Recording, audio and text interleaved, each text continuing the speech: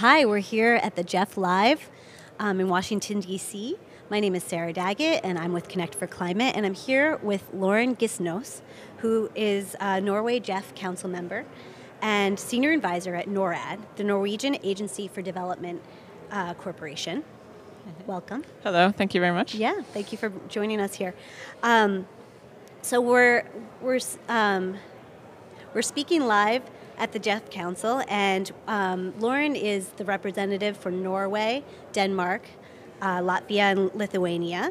And I want to know a little bit more about your priorities from your country's perspective. Okay, first of all, thank you very much for inviting me here and for asking me these questions.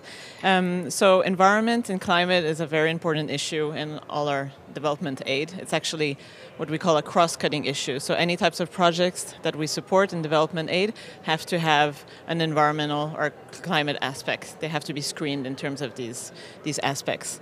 We have a big focus on climate adaptation and climate mitigation, both in terms of food security, for example, sustainable land use, and also renewable energy. And we have doubled, for example, our contribution to the GCF this year. We also have a big program on RED+, which is on sustainable forests, and we are kind of the leader, I would say, internationally on that issue. So this is very much linked to our work on climate mitigation, but also on biological diversity, as it's very much linked to protecting biodiversity in forest areas. Recently, we've also increased our focus on oceans. Of course, oceans is an important issue for Norway, and it's also important in terms of our international development and in terms of development aid as well.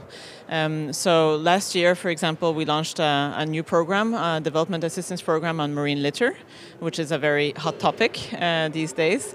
And the Norwegian government has decided to use $200 million for a 4-year period on marine litter issues. So I'm currently leading that work as well at Norad. And this is also an issue that was very important during the GEF 7 replenishment, and which is a reason why we also asked the GEF to increase its work on marine litter issues, and we follow up closely during the GEF Council meetings, for example. We believe the GEF is ideally placed to work on the issue of marine litter, as they have a focal area on international waters and on chemicals and waste. So it really makes sense that it would work on marine litter issues. In addition, in terms of ocean work, Norway, the Norwegian Prime Minister is leading a panel on sustainable oceans economy, the high-level panel, and looking then at fisheries and in general on sustainable management of oceans. And Norway hosted our ocean conference in October and is also looking forward to next year the UN meeting on oceans, where we could follow up the work that we've introduced during our ocean conference. Wonderful. I imagine with all of those priorities, you're very excited about the 2020 super year focus on biodiversity and nature. What makes you optimistic? So we think especially the CBD meeting, which will be in October, is really important, because we will be defining then a new framework, replacing the Aichi targets. It will be kind of a Paris Agreement for biological diversity. So we really think this is a very important meeting, in addition to the UN conference I just mentioned on oceans. I should also mention that our work on marine litter is also focused on normative work, and especially at the international level. Norway is pushing for a global agreement on marine litter. It sees that there is a need for an agreement that will work specifically on marine litter, that this is not covered by other conventions or other global agreements. So we believe that we could follow up on this work on a global agreement during the UN meeting on oceans in June, for example. Yeah.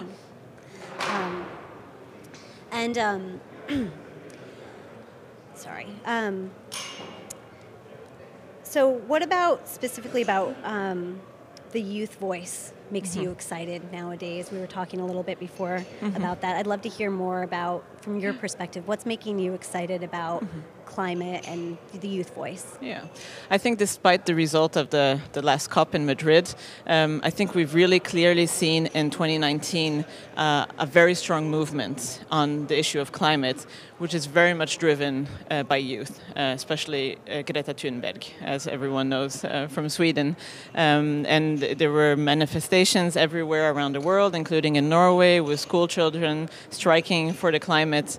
And I think they have really been able to mobilize other people. I mean, not only their parents, and it was very nice to see also parents taking off from work to be together with their children who were taking off from school, you know, for to strike for climate. And I think it's really key, you know. I mean, the youth are the next generation. They will be the ones who will have to live with the problems that we are creating today on climate issues. So it gives us a lot of hope, and we see also, you know, in terms of the private sector, they're really moving forward. They're not waiting for governments to make policies, which they will have to, you know, work with. They're taking action themselves, and then they'll see, you know, if the governments follow. Also on the issue of marine litter, we see a lot of commitments from big companies, plastic companies, and I think that's also motivated by the consumers who are using these items and who are being scared by all the images that we are seeing on marine litter, or who are going on holidays and seeing how littered the beaches are, and how it's affecting the ecosystems and affecting the people living in those countries, and very much relying on the tourism industry, which is being affected by this issue, for example. Our audience is mostly young people who are really eager to take action, people much like who you were talking about. What message would you want to say to them, specifically about marine plastics? What call to action would you give them, or what would you ask them to do for 2020? It's such an important year. We all need to step up. What do you want to see young people doing? What do you want to see them step up and doing? I think, I mean, youth are also consumers. So I think they can change their consumption patterns, you know, use less plastic, request that, you know, stores where they shop don't give out plastic bags, for example. And also they can participate in beach cleanups, for example, in different campaigns. And they can collect the items, for example, try to identify what kind of items they're finding on the beaches, and then report back to their local governments, for example, you know, and ask the local governments to follow up with the industry in the area. If they see, for example, that some of the plastic waste found on the beach comes from a specific industry nearby, they could then, you know, talk to the local authorities, who could then follow up with the industry, and they can organize themselves. You know, they're very well connected on social media. They could easily mobilize a lot of people to do a beach cleanup. But I think it's really important when you do the beach cleanup. It's an important awareness-raising tool, and it's also important in terms of collecting data when they collect the plastic debris, that you report on what kind of plastic debris are found on the beaches, so that the authorities can follow up with measures to prevent, or at least lessen the amount of marine litter on the beaches. Wonderful. So get out there, everybody. We need to be doing beach cleanups and collecting that data and sharing it. I'm here at the GEF Live Council with Lauren Gisnas. Thank you so much, Lauren, for coming here and speaking with us and sharing your expertise. Thank you very much for inviting me. Okay, thank you. Follow us on our social media channels. Our team is live. You're welcome to share, comment, and repost, and we'll be back with more interviews shortly.